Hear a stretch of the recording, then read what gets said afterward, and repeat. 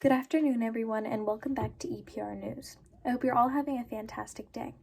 There's recently been a lot of talk about the English Reformation that has been occurring throughout Europe.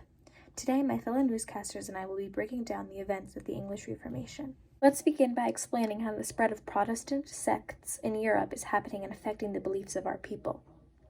One of the major contributions to the spread is the invention called the printing press by Johannes Gutenberg. The printing press allowed for many Protestant ideas to be printed over and over again. These are then posted around Europe or shared between the people in Europe. Many people then read these and it influences their ideas and beliefs.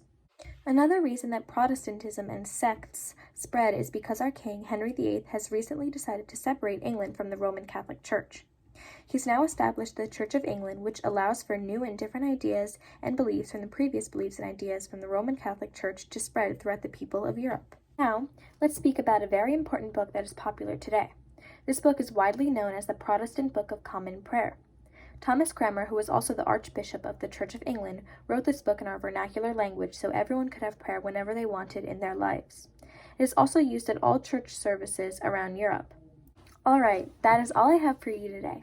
Why don't we take this to my fellow newscaster, Philip Burns. Philip? Have you ever accidentally dropped your glasses while you're enjoying a day out on the boat? Oh no! We have something for you. Thanks! Wow, this is so easy to use. You just connect the pieces onto your glasses and then put them on. Introducing the Sunglass Keeper Upper. Great! Now my glasses won't fall off. Yes. Hi, Max. Thank you for starting us off today. I would like to begin by touching on one of the most important Protestant figures, our past king, Henry VIII, and his many wives. Henry VIII became king in 1508 at age 18. He succeeded his older brother, Arthur, after he died from sickness. Long live the king. He and his brother's wife, Catherine of Aragon, who is the daughter of the King and Queen of Spain, married, and Catherine gave birth to Mary Tudor. Henry was a loyal Catholic and was given the title by the Pope Defender of the Faith. Catherine wasn't able to give Henry a son, so he wanted to annul her. After the Pope refused his annulment, he decided to start his own church, the Church of England. Because of his rejection of annulment and his new church, his ideas changed and he became more Protestant. He made his church a Protestant church as well. Here he annulled his brother's late wife. Henry later married a new woman named Anne Boleyn, who gave him another daughter named Elizabeth. After Anne's second pregnancy ended in stillbirth, Henry annulled their marriage as well. She was then beheaded because she cheated on him. Are we seeing a trend here? Once Henry and Anne's marriage was annulled, Henry married a new woman named Jane Seymour. After many women tried to bear a son for Henry, Jane finally gave him one. His name was Edward VI. Jane developed an illness after childbirth and soon died in her sleep. Since Jane died, he married a new woman named Anne of Cleves. He eventually divorced her without having a child with her. His fifth marriage was to a woman named Catherine Howard. Soon, Catherine was caught cheating on Henry and was beheaded for treason. After many marriages, Henry finally married his last wife, Catherine Parr. She was an older widow who already had kids of her own. Then Henry died in 1547 of natural causes. Overall, Henry VIII did a great deal for Protestantism throughout England. He is now best known for creating the Church of England and for his many marriages and lovers. That is all I have for you today. Let's take it over to Amy North. Hello everyone, I'm Amy North, and today I'll be speaking on two very important Reformation figures, Charles V and Edward VI. First, let's touch on Charles V. Charles was a very powerful Holy Roman Emperor from England. He was very Catholic and is best known for bringing together the Diet of Worms in order to trial Martin Luther on his 95 Theses, which were Protestant. He spent most of his life defending the integrity of the Holy Roman Empire from the Protestant Reformation. He failed to stop Protestantism from spreading through England in the end and died in 1558. Now let's move on to Henry VIII's only son who was allowed to ascend to the throne, Edward VI. His mother was Jane Seymour. He took the throne at the very young age of 9. He was Protestant and pushed to make England more Protestant than Catholic. He had the Book of Common Prayer be created and had them sent to churches of England to be read at every Mass. His Protestant changes were very short-lived, however, when he died at the young age of 15 from tuberculosis. Although his rule was short-lived, he inspired and made many more citizens Protestant throughout England. Now I would like to pass it over to Maya King. Thank you, Amy. Hello everyone, I am Maya King and I would like to speak about two of Henry VIII's daughters who are both some of the queens of England. His first daughter, who he had with Catherine of Aragon, was the first queen of England to rule in her own right. This was Mary I. She became queen right after her half-brother Edward VI in 1553. She was extremely Catholic and completely reversed the religious change of Edward VI. She triumphantly restored Catholicism in England by bringing back the Catholic Mass and Church and banning the Holy Communion. She mainly used recent persuasion to restore Catholicism. Eventually, she persecuted and executed many Protestants because of heresy. This gave her the nickname Bloody Mary. She died very shortly after her rule in 1558 from the influenza epidemic. Right after Mary's death, her half-sister Elizabeth I, who Henry had with Anne Boleyn, took over the throne. She was very different from her late sister. She was much more like her brother and father. Elizabeth was Protestant and wanted to reverse her sister's Catholic changes of the Church. She, however, made compromises between Catholic and Protestant beliefs. She did make a few more steps towards Protestantism. For example, she reinstituted the Book of Common Prayer, conducting church services in English, and making many doctrines more Protestant in the Church.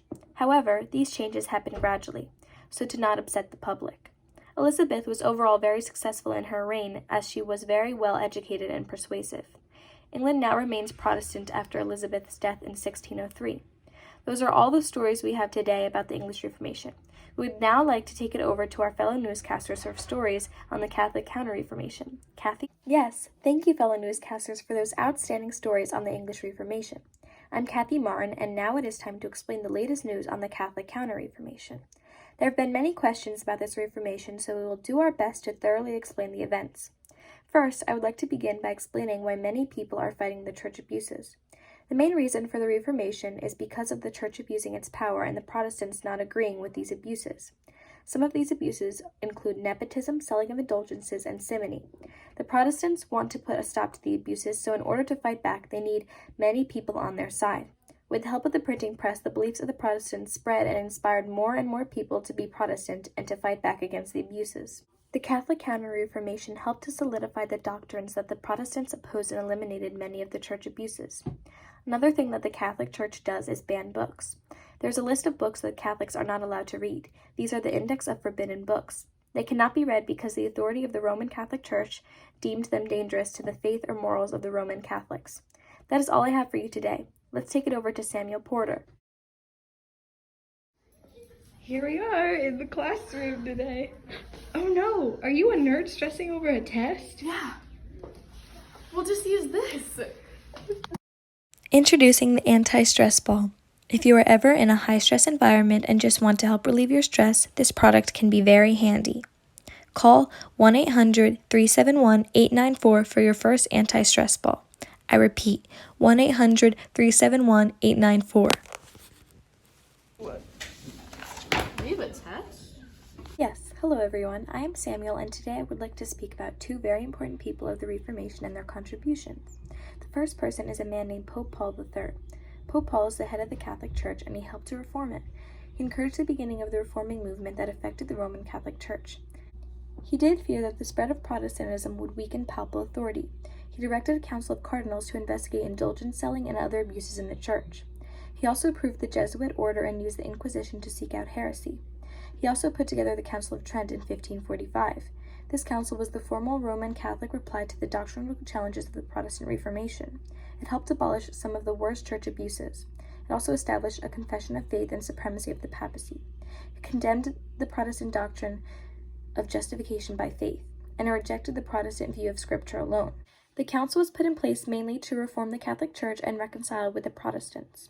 The council demanded the church authorities observe strict standards of morality, and it required them to establish schools and seminars. The second very important person I would like to speak about is Ignatius of Loyola. Ignatius is a Spanish priest and theologian. He was a huge contribution to the Reformation. One of his works was founding the Society of Jesus, or the Jesuit order. It is a religious order of the Catholic Church and was approved by Pope Paul III. The order is known for its missionary, educational, and charitable works. It converted many people to Catholicism. The Jesuits' motto is for the greater glory of God. One of their main goals is to help people find God in everything and to defend and spread the Catholic faith worldwide. The Jesuit order was a leading force in modernizing the Roman Catholic Church.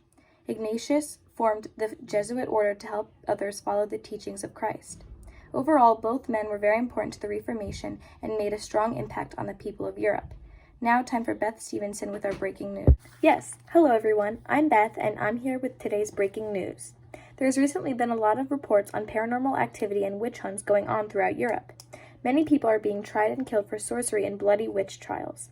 Why are these trials happening, you may ask? Well, one reason is that the church is split between Catholics and Protestants. These trials are very attention-grabbing and help advertise for the different religions. They show people that their religion is casting out Satan since witches have Satan in them. It is a way for both religious sides to compete. Also, lately, many people have been fearing paranormal activity and seeing strange signs of it in their daily lives. People believe this has to be the work of witches. More breaking news about ghettos. What are ghettos, you may ask? Well, as part of the Counter-Reformation policy, Jewish residents are restricted to segregated quarters. It first started in Venice in 1516. It was made so an area for Jewish settlement was set aside, shut off from the rest of the city, and provided with Christian watchmen. Thank you for listening, everyone. Now take it over to Barry Abbott with our last story. Good evening, everyone. I'm Barry, and I'm here with our last story for today on EPR News. First, I would like to discuss the Inquisition. The Inquisition is a powerful office set up within the Catholic Church to root out and punish heresy and those who committed throughout Europe. They conducted trials of suspected heretics and combated Protestantism. They had the power to supervise and discipline the moral failings of both clergy and laity. I would lastly like to talk about Teresa of Avila. Teresa is a Spanish noblewoman who was called to convent life in the Catholic Church. She's a patron saint of Spain. She was a mystic and author of many spiritual writings and poems. She founded numerous convents throughout Spain. She's credited for reviving Catholicism when Protestantism threatened to take down the church. Her most significant contribution was the founding of Carmelite Convent of San Jose, a Catholic order for women. She lived as a nun and led a spiritual life. In conclusion, she was a major contribution to help Catholicism during the Reformation. Well, it looks like that's all we have for you today on EPR News. Thanks so much for listening and tune in next time for more latest news on the English and Catholic Counter-Reformation. Have a lovely day.